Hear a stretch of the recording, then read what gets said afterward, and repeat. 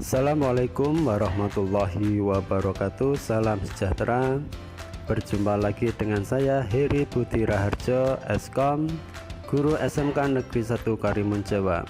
Pada kesempatan ini saya akan menyampaikan video pembelajaran dengan mata pelajaran Pendidikan Pancasila dan Kewarganegaraan (PPKN) untuk kelas 12 semester Gasal. Kita akan membahas bab 2 tentang perlindungan dan penegakan hukum di Indonesia. Mari kita saksikan video pembelajaran kali ini. Silahkan.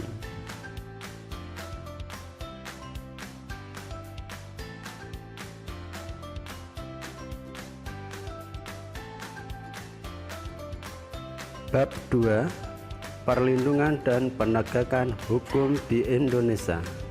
A. Hakikat perlindungan dan penegakan hukum. Saat Anda memperhatikan gambar di atas, hal apakah yang ada di pikiran Anda? Keadilankah? Hukumkah? Atau pengadilan?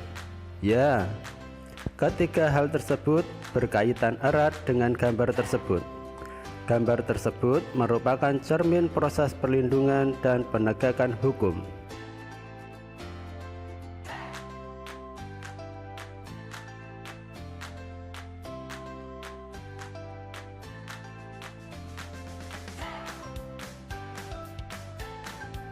Satu, konsep perlindungan dan penegakan hukum. Bayangkan apa yang akan terjadi apabila di keluarga tidak ada aturan, di sekolah tidak ada tata tertib, di lingkungan masyarakat tidak ada norma-norma sosial, di negara tidak ada undang-undang. Atau apa yang akan terjadi apabila setiap pelanggaran dibiarkan begitu saja, pelakunya tidak diberikan teguran atau sanksi lainnya.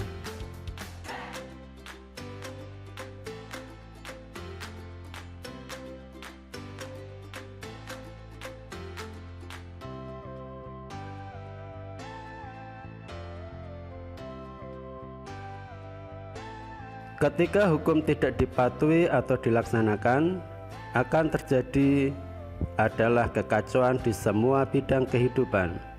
Setiap orang akan berbuat seenaknya atau menghalalkan segala cara untuk mencapai tujuannya, sehingga keamanan, ketentraman, dan ketertiban sulit terwujud. Supaya hal-hal dikemukakan tadi tidak terjadi, harus diupayakan dilakukannya proses perlindungan dan penegakan hukum. Dikatakan sebagai perlindungan hukum apabila mengandung unsur-unsur sebagai berikut. A. Adanya perlindungan dari pemerintah kepada warganya. B. Jaminan kepastian hukum. C. Berkaitan dengan hak-hak warga negara. D. Adanya sanksi hukuman bagi pihak yang melanggarnya.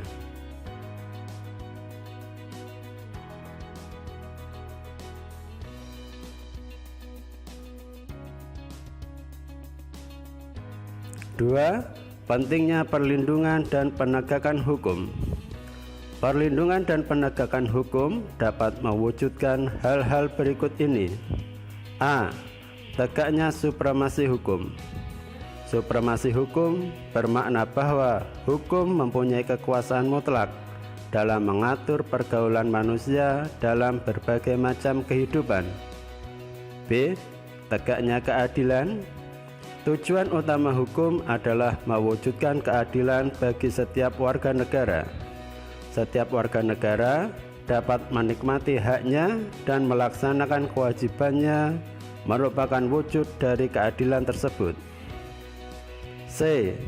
Mewujudkan perdamaian dalam kehidupan di masyarakat. Kehidupan yang diwarnai suasana yang damai merupakan harapan setiap orang. Perdamaian akan terwujud apabila setiap orang merasa dilindungi dalam segala bidang kehidupan.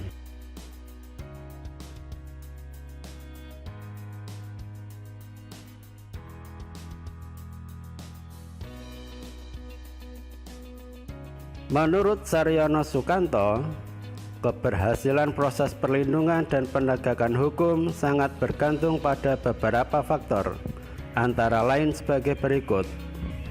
A. Hukum.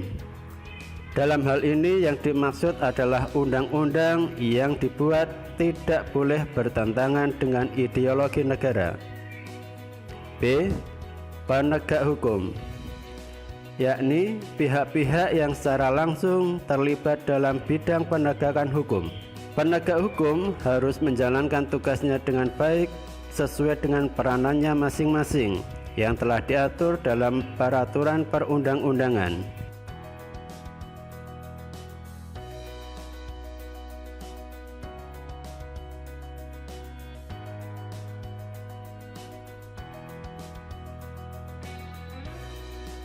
C. Masyarakat, yakni masyarakat lingkungan di mana hukum tersebut berlaku atau diterapkan. Maksudnya, warga masyarakat harus mengetahui dan memahami hukum yang berlaku, serta menaati hukum yang berlaku. D. Sarana atau fasilitas yang mendukung penegakan hukum. Sarana atau fasilitas tersebut mencakup tenaga manusia yang terdidik, terampil, organisasi yang baik, peralatan yang memadai, keuangan yang cukup, dan sebagainya.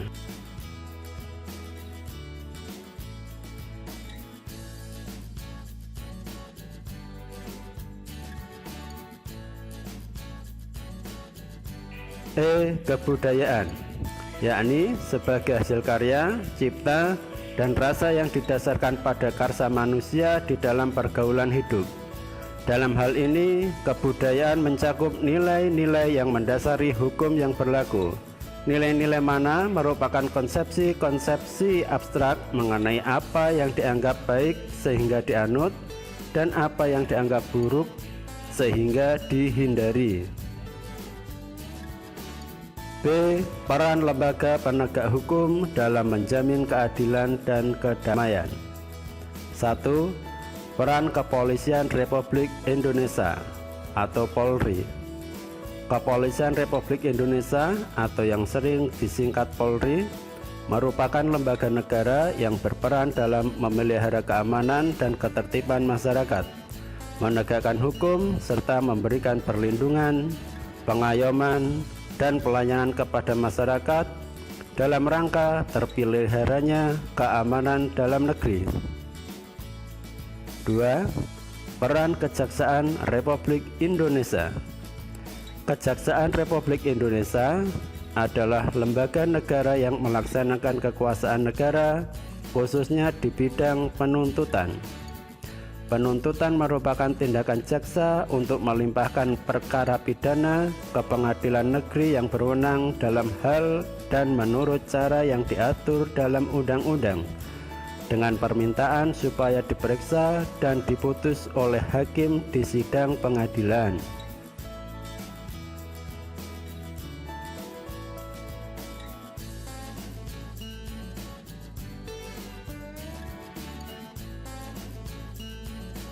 Tiga.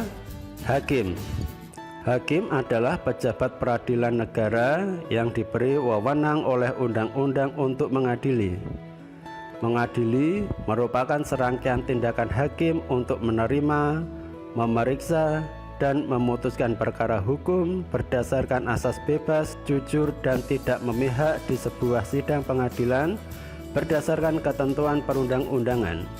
Dalam upaya menegakkan hukum dan keadilan serta kebenaran, hakim diberi kekuasaan yang merdeka untuk menyelenggarakan peradilan.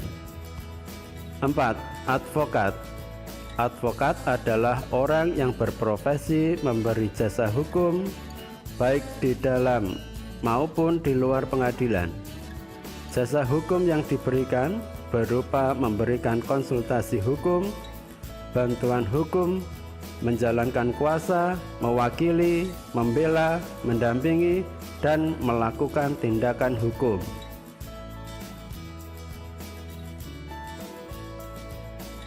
Peran Komisi Pemberantasan Korupsi atau KPK.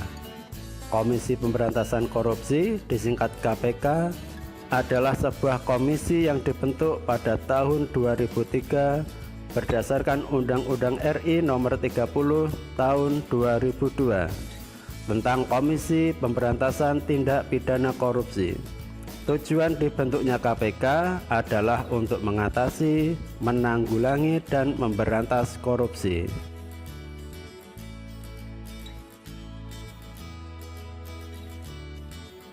C. Dinamika pelanggaran hukum. 1. Berbagai kasus pelanggaran hukum. Anda tentunya pernah mendengar peristiwa pembunuhan dan juga perampokan yang terjadi di suatu daerah. Anda juga tentunya pernah melihat seorang pejabat negara ditangkap karena melakukan korupsi. Nah, pembunuhan, perampokan, dan korupsi merupakan sebagian contoh dari pelanggaran hukum. Apa sebenarnya pelanggaran hukum itu? Mengapa terjadi pelanggaran hukum?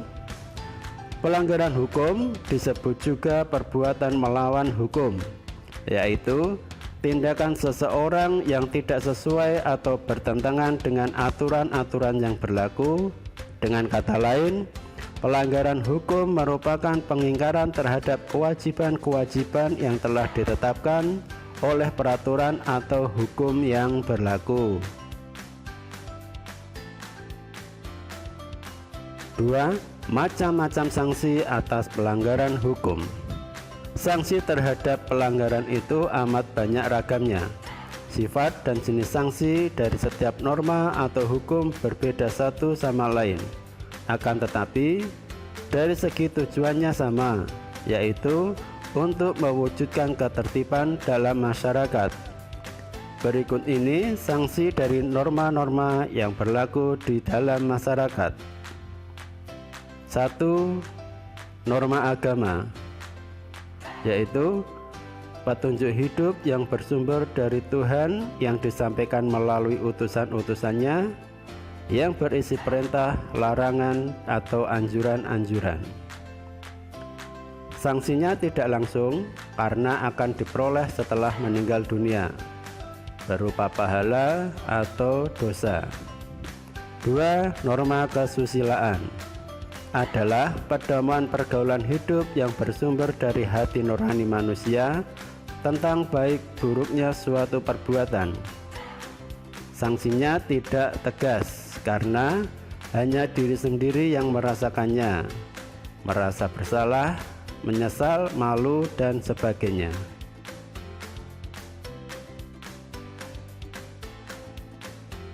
3. Norma kesopanan adalah pedoman hidup yang timbul dari hasil pergaulan manusia di dalam masyarakat. Sanksinya juga tidak tegas, tetapi dapat diberikan oleh masyarakat dalam bentuk celaan, cemoohan, atau pengucilan dalam pergaulan.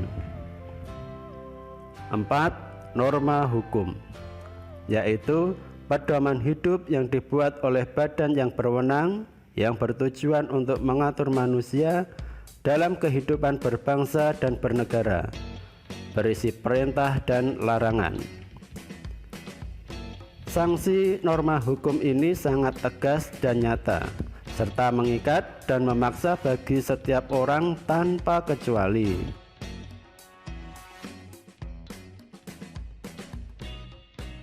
Dalam tabel sebelumnya disebutkan bahwa norma hukum adalah tegas dan nyata. Hal tersebut mengandung pengertian sebagai berikut. Tegas berarti adanya aturan yang telah dibuat secara material, telah diatur dalam perundang-undangan. Misalnya, hukum pidana mengenai sanksi diatur dalam pasal 10 KUHP.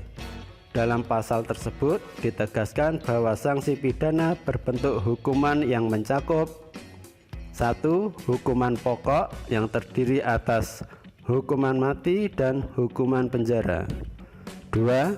Hukuman tambahan yang terdiri atas pencabutan hak-hak tertentu, perampasan atau penyitaan barang-barang tertentu, dan pengumuman keputusan hakim.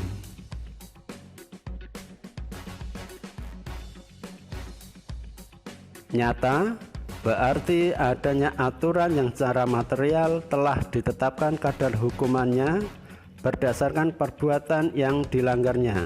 Contoh, pasal 338 KUHP menyebutkan barang siapa sengaja merampas nyawa orang lain diancam karena pembunuhan dengan pidana penjara paling lama 15 tahun.